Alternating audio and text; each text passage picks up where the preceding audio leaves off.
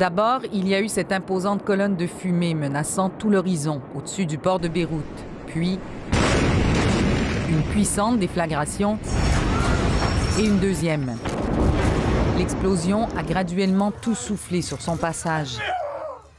Du quartier voisin d'Ashrafiyeh à des kilomètres plus loin, dans le quartier central de Hamra, certains ont vu venir l'inéluctable et cherché un abri. D'autres ont carrément été pris par surprise. Sous les décombres, les morts, les blessés, partout. Des milliers d'habitants de Beyrouth, à Gare, ont dû se rendre à pied dans les hôpitaux qui ont vite été débordés. Nous étions à la maison, raconte cette femme, et nous avons entendu un bruit comme des feux d'artifice. Nous pensions qu'un conteneur avait pris feu dans le port. Quelques secondes plus tard, nous avons été projetés dans les airs. Selon le ministère de l'Intérieur, les explosions sont probablement dues à des matières explosives confisquées depuis des années. 2700 tonnes de nitrate d'ammonium qui sont restées là dans l'indifférence des autorités.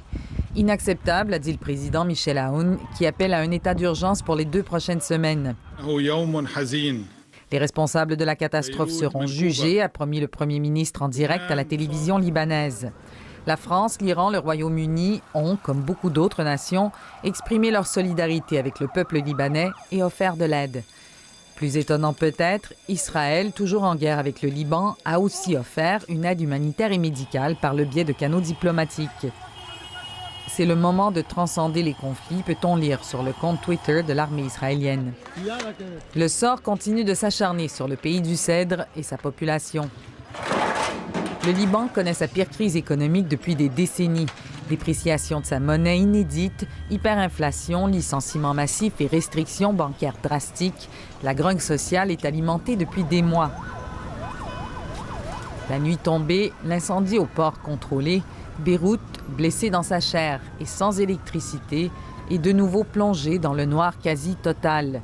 Une nuit qui semble ne plus vouloir faire place à la lumière le jour venu. Ici Marie-Ève Bédard, Radio-Canada, Paris.